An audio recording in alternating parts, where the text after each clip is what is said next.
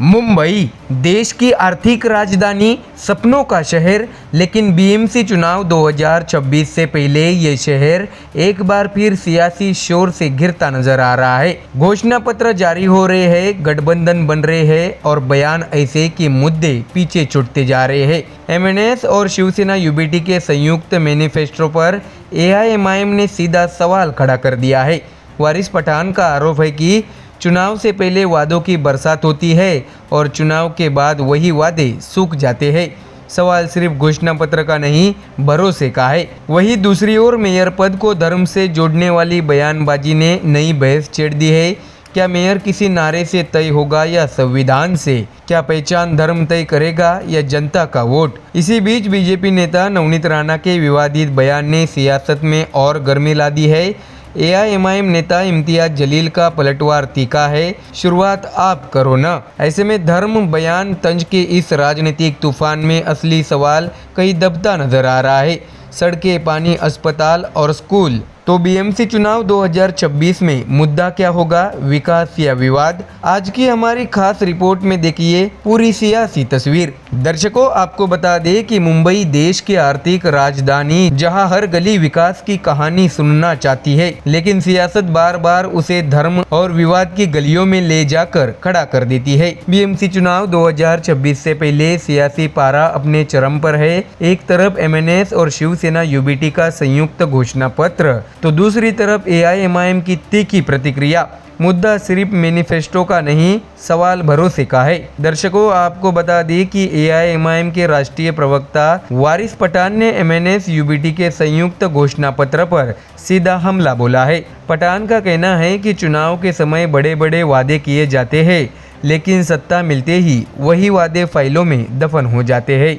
उनका तंज साफ है, चुनाव से पहले जुबान मीठी, चुनाव के बाद यादाश्त कमजोर। तो वही दर्शकों, वारिस पठान ने यह भी कहा है कि महानगर पालिका चुनाव भावनाओं का नहीं, ज़मीनी हकीकत का चुनाव होता है। सड़कें कैसी है, गड्ढे कितने हैं, नल से पानी आता है या नहीं, ड्रेनेज सिस्टम काम करता है या सिर्फ बारिश में बहता है, असल सवाल यही है। लेकिन पठान के मुताबिक इन मुद्दों पर गंभीर बहस कहीं नज़र नहीं आती। ऐसे में उन्होंने साफ कहा है कि मेयर वही बनेगा जिसे जनता मोहब्बत से चुनेगी। न नारा, न धर्म और न ही डर, फैसला सिर्फ जनता का होगा। तो वही दर्शकों, इसके साथ ही पठान ने राजनीतिक वादों की पोल खोलते हुए विधानसभा चुनाव के दौरान लाई गई लाड़की बहन योजना का जिक्र किया। उन्होंने दावा किया कि चुनाव से पहले खातों में पैसे आने लगे, महिलाओं ने ईएमआई के भरोसे घर चलाया, लेकिन चुनाव खत्म होते ही रकम बंद हो गई।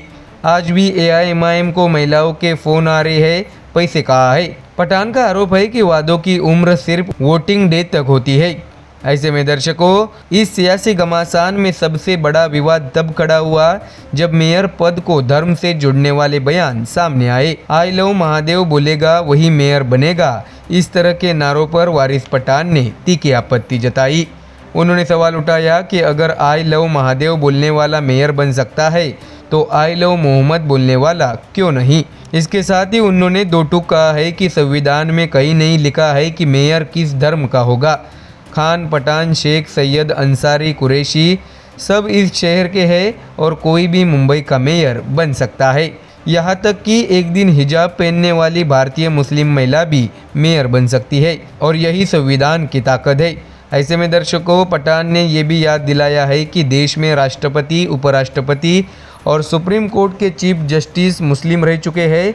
महाराष्ट्र में पहले भी मुस्लिम मेयर रहे हैं। ऐसे में उनका कहना है कि नफरत के बयान देकर कुछ लोग मंत्री तो बन गए, लेकिन सोच आज भी वही पुरानी है। तो वही दर्शकों, बीएमसी चुनाव की सरगर्मी के बीच बीजेपी नेता नवनीत राणा के बयान ने नई आग लगा दी है। एआईएमआईएम नेता और पूर्व सांसद सैयद इम्तियाज जलील ने नवनीत राणा के बयान को गैर जिम्मेदाराना और बुनियाद से दूर बताया। नवनीत राणा के उस बयान पर जलील ने तंज कसा जिसमें मुसलमानों पर हर महीने 19 बच्चे पैदा करने जैसी टिप्पणी की गई थी। जलील का पलटवार सीधा था, शुरुआत आप करो ना। दर्शकों, बता दें कि उन्होंने व्यंग में कहा है कि जब खुद नवनीत राणा के 2 ही बच्चे हैं, तो दूसरों को नसीहत देने से पहले खुद उदाहरण पेश करे। अगर बीजेपी में किसी नेता के 19 बच्चे हो तो पार्टी को गर्व से उन्हें मंच पर लाना चाहिए। तो वही दर्शकों, इसके साथ ही इम्तियाज जलील ने मीडिया पर भी सवाल उठाए। उनका कहना है कि एक बयान उछाल दिया जाता है और फिर 3-3 दिन तक प्राइम टाइम उसी पर चलता है। कोई नहीं पूछता नल में पानी आ रहा है या नहीं, अस्पताल में डॉक्टर है या नहीं, स्कूलों की हालत कैसी है, सड़कें चलने लायक है या नहीं। ऐसे में दर्शकों, जलील के मुताबिक असली मुद्दों से ध्यान भटकाने की यह सियासत अब जनता समझने लगी है। बीएमसी चुनाव से पहले महाराष्ट्र की राजनीति में शोर बहुत है, लेकिन सवाल वही पुराने हैं। क्या इस बार चुनाव विकास पर लड़ा जाएगा या फिर धर्म और बयानबाजी ही एजेंडा तय करेगी? मुंबई देख रही है, सुन रही है और शायद इस बार जवाब भी देने की तैयारी में है। तो दर्शकों, फिलहाल इस खबर में इतना ही। देश और दुनिया की बाकी और खबरें जानने के लिए जुड़े रहिए हमारे चैनल MDR न्यूज़ के साथ। धन्यवाद।